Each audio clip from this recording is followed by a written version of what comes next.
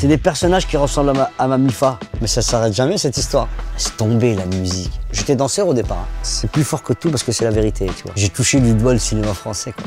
Une autre question? Mesdames et mesdames, bonjour.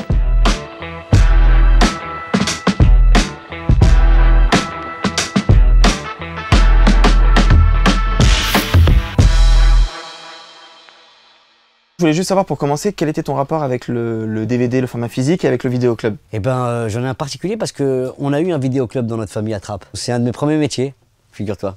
Et mon oncle me proposait à la récup. J'étais à moi de frapper chez les gens et de dire « Excusez-moi, vous avez oublié de rendre les Dalton. » Merci madame pour l'indienne. Qu'est-ce que j'en ai rangé des DVD, Sarah? Qu'est-ce que j'en ai rangé? Ah, La Cité de Dieu, Fernando Méries.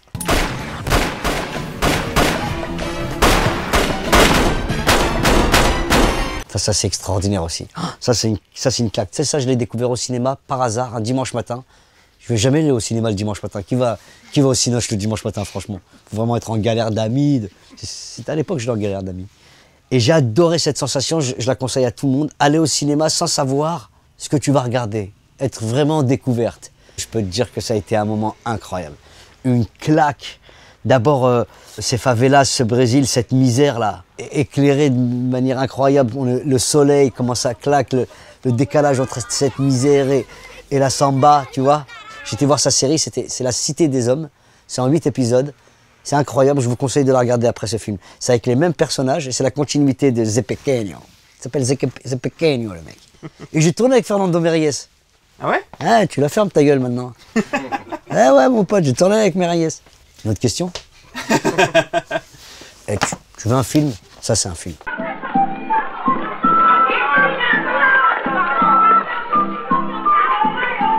C'est un film extraordinaire et il est d'une force. D'abord, c'est avec comment ça s'appelle cet acteur incroyable là?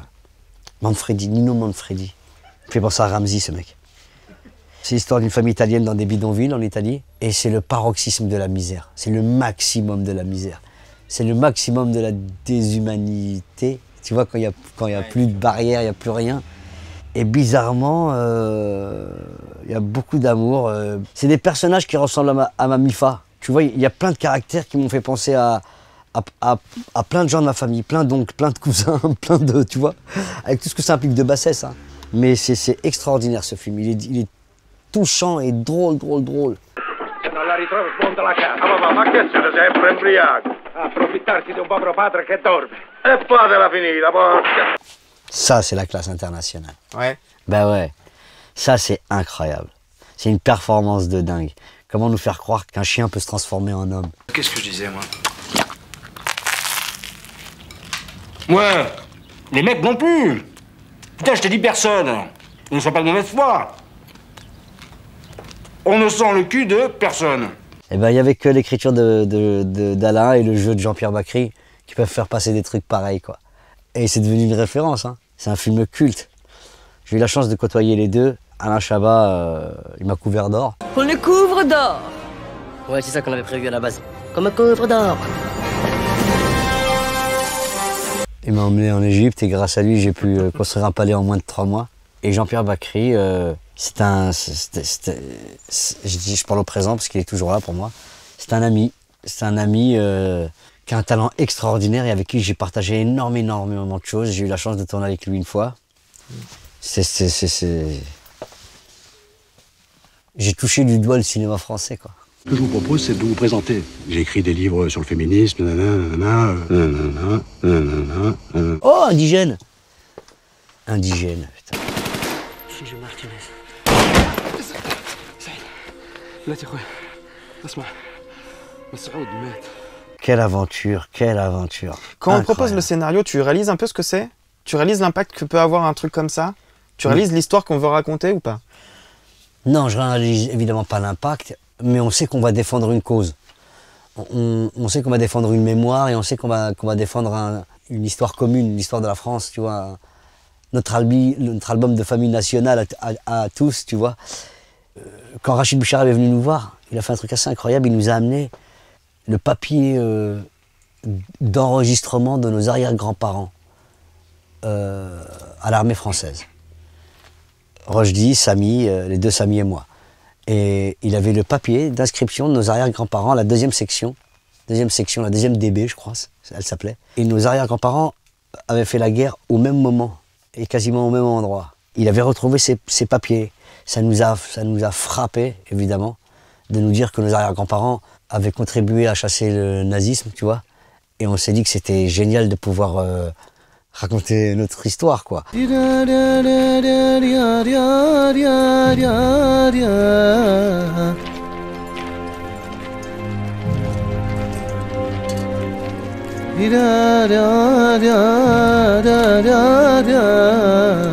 Oh, Scarface.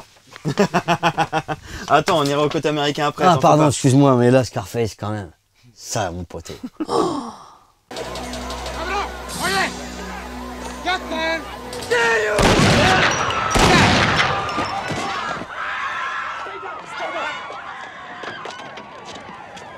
Pourquoi ce film nous a autant marqué? Alors qu'il fait l'apogée du crime, de la drogue, du sexe, du sang. Je sais pas, en banlieue en tout cas, ce film, ça a été plus qu'un tournant, ça a été carrément presque une philosophie, c'est bizarre. Hein. Ben oui, ces gens qui sont dans la misère et qui vont essayer de s'en extirper, coûte que coûte, quoi qu'il en coûte. Un truc comme ça, quoi, tu vois. Très très violent. Mais qu'est-ce qui était bon cet enfoiré, Al Pacino dans ce film. Oh, exceptionnel. Je te propose qu'on reste sur le côté français 2 secondes. T'es sûr? Oh, Brice de Nice. Ah, Brice de Nice. Alors ça, moi j'ai adoré ce film, il m'a fait pleurer de rire. D'abord c'est un personnage que j'ai bien connu, Brice.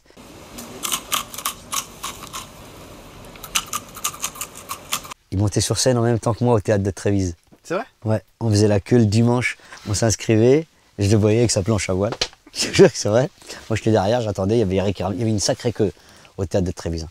Il y avait Danny Boone à l'époque, il y avait Gad Elmaleh qui jouait, Eric et Ramsey, Wham. Il fallait s'inscrire à 14h et on pouvait jouer 5 minutes notre sketch le soir devant un public. Et ben lui il faisait tout le temps un malheur. Déjà avec ce personnage il faisait un malheur. Oh, Amélie Poulain. Qu'est-ce que je me suis régalé. Mais alors justement, quand tu acceptes le rôle, tu sais qui c'est, Jeunet, ou pas? Delicatessen il avait fait, hein. Ouais. Ouais, j'avais vu ça. Ok. Et je le trouvais chelou. Je me suis dit, chelou, lui, qu'est-ce qu'il veut? Vous êtes sûr que vous êtes réalisateur, monsieur? Parce que c'est quand même chelou, votre univers. Très chelou, mais hyper intriguant. Ouais. Et puis, comme c'est lui qui est venu me chercher, j'étais très flatté, évidemment. Et oh, Pierre Richard! Non, mais sérieux? Il y en a de partout!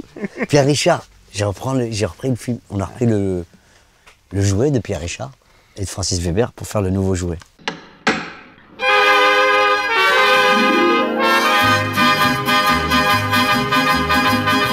J'ai surtout pas cherché à imiter Pierre Richard, hein, sinon je l'aurais que singé en fait.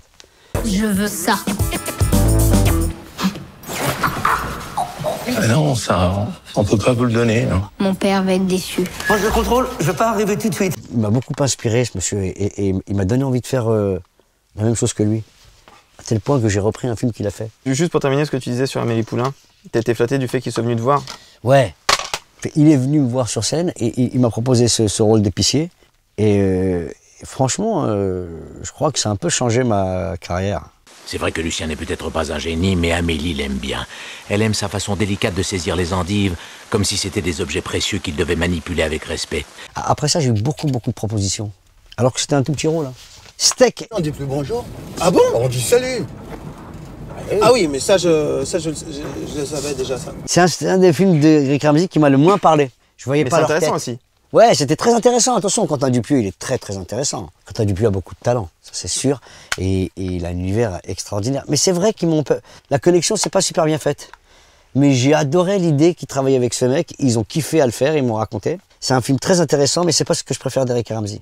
Mais toi, t'as continué à suivre leur carrière de très près de toute façon. C'est mes amis. Je les ai eu au téléphone hier encore.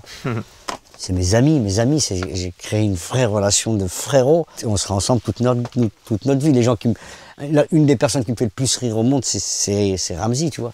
Quand il y a Eric, j'étouffe de rire. C'est des gens extrêmement drôles, intelligents, avec qui j'ai kiffé ma race. Tu regardes encore des comédies aujourd'hui ou pas? Bien sûr. J'aime bien les comédies étrangères. C'est très intéressant de voir le son de comédie d'un pays. Ça en dit long presque. tu vois. Les comédies au Maroc, elles sont extraordinaires, elles me font pleurer de rire parce que c'est une musique que je connais bien. T'as des exemples de films qui te viennent en tête quand tu penses à des comédies marocaines? Bien sûr, À la recherche du mari de ma femme. Ok. Déjà le titre, À la recherche du mari de ma femme. Écoute, franchement, regarde-le, tu vas pleurer de rire. Je te propose qu'on passe du côté américain. Avec plaisir. Ça, j'adore. Striptease, je trouve ça incroyable. Je crois que c'est ce qu'on a fait de mieux en matière de documentaire. Ah, je vous assure, hein. Il y a des fois des moments qui sont durs à passer dans une vie, hein. C'est fort, fort, fort. D'abord, c'est extrêmement touchant et parfois pleurer de rire. Les personnages sont drôles malgré eux, parce que la misère, tu vois, c'est plus fort que tout parce que c'est la vérité, tu vois. Et il n'y a pas de voix off, il n'y a pas de jugement. Non, il n'y a rien, il n'y a rien. C'est vraiment comme son nom l'indique, c'est épuré, c'est striptease.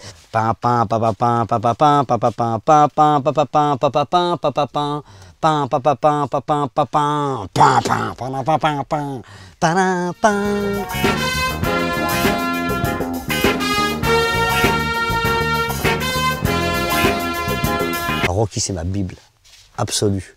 À moi, mes frères, mes amis, des cousins, les voisins. Rocky Balboa, c'est le personnage le plus inspirant de l'histoire du cinéma, je crois. Je crois, en tout cas pour nous. Par rapport à quoi? C'est un film sur l'abnégation.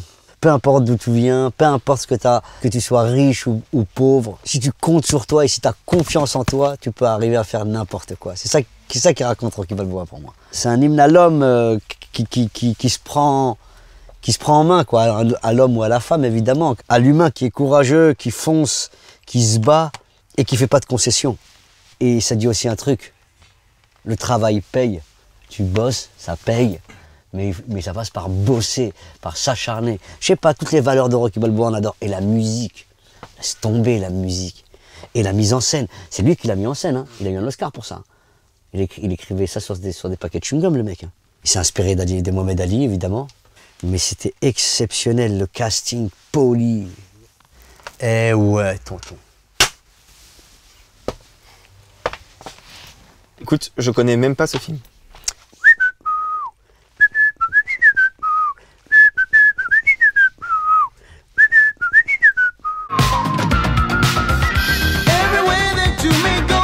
C'est une comédie musicale, c'est ça?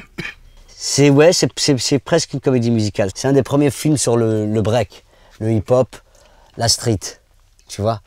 Et Turbo et Ozone, qui dansaient... Bon, putain, moi je sais pas très bien le faire, mais eux, ils savent très bien le faire. Tu sais, ils bloquaient, ils faisaient oh, comment ça s'appelle ce que faisait... Je me souviens plus. Non, c'est pas de la tectonique, je dis jamais ça, toi.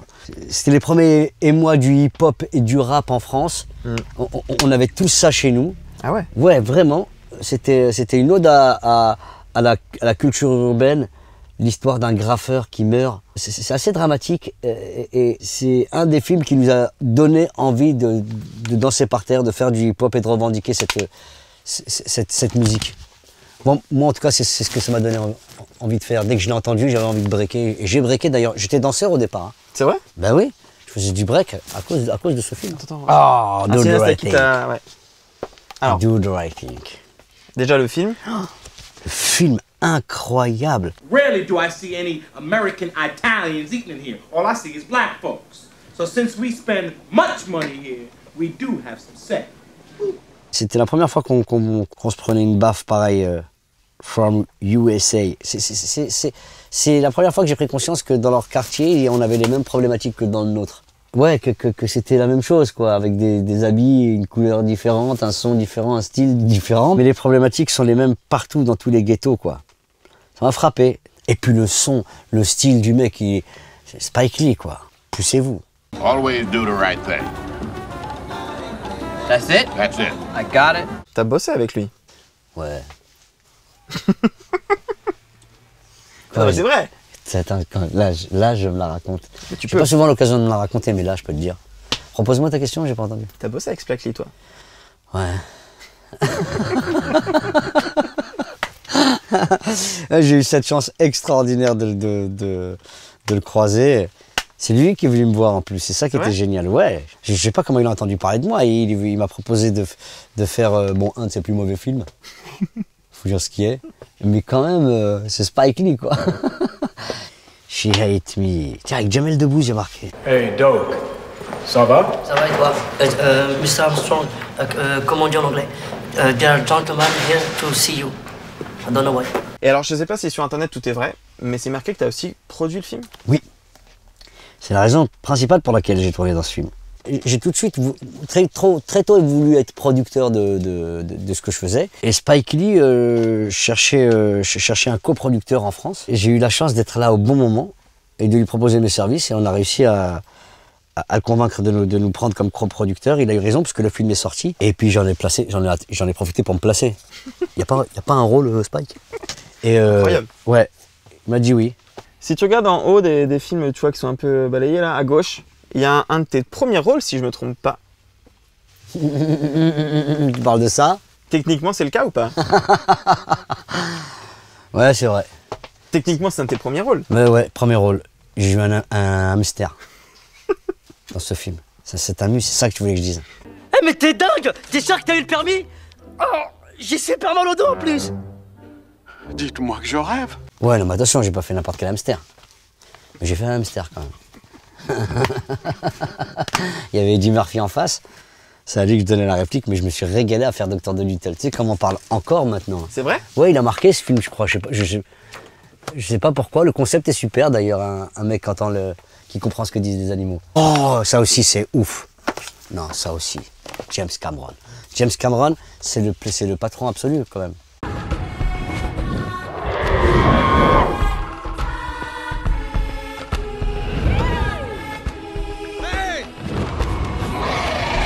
Il est au-dessus de la mêlée. Et pourquoi? Est-ce qu'il est plus fort que les autres? Je sais pas. En tout cas, il y a un truc, c'est que ce mec-là, il a pas le même œil. Il voit pas la même chose que nous. Il a un œil avec une profondeur de champ. Je sais pas combien d'images secondes il tourne, mais c'est fantastique. Tu sais, ces mecs qui arrivent et qui ont un univers, qui te prennent par la main, tu les suis dès la première seconde. Tu lâches pas jusqu'au bout. Tu sais que le 2, il sort dans quelques semaines. Ouais, bah oui, je sais, évidemment, je l'attends avec impatience, le 2. Tu penses bien. Comme tous les films de Cameron.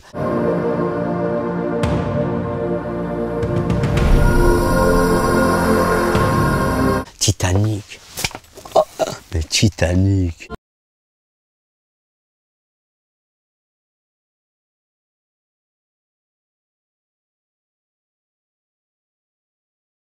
C'est quoi ce bordel? Non mais sérieux les mecs, c'est pas du cinoche ça.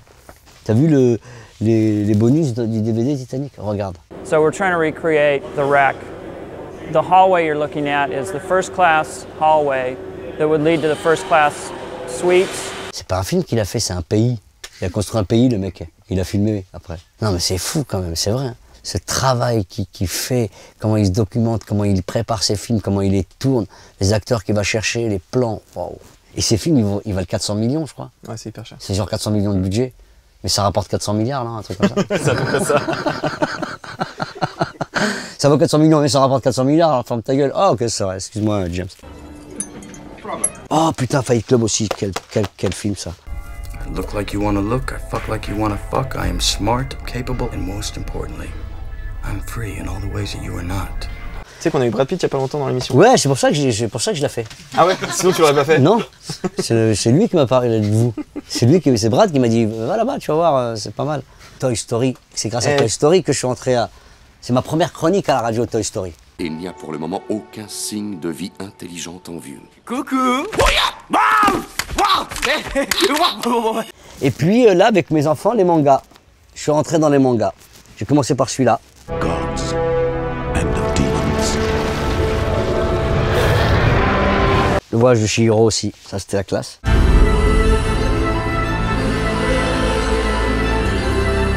Mon fils, il m'a amené dans ce délire jusqu'au One Piece. Lequel est-ce que vous voulez attraper? Un bien gros qui a l'air très bon. Tiens, celui-là. Et après? Ben, j'en suis au 757e, il m'en reste encore 216.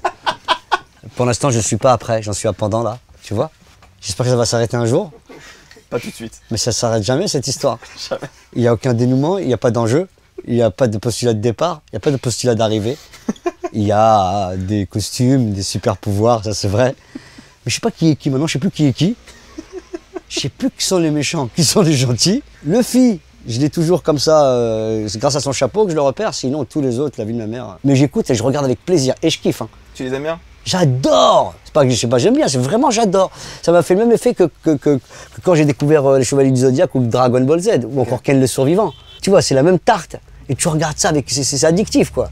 Mais ils sont encore plus fous les auteurs aujourd'hui de manga que ceux d'hier. Il y a 750 fois plus d'informations. Ils ne s'adressent pas au même cerveau.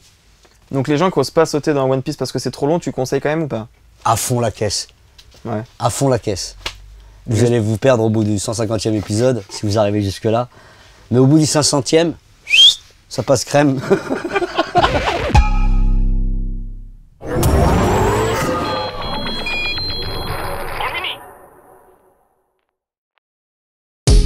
Thank you.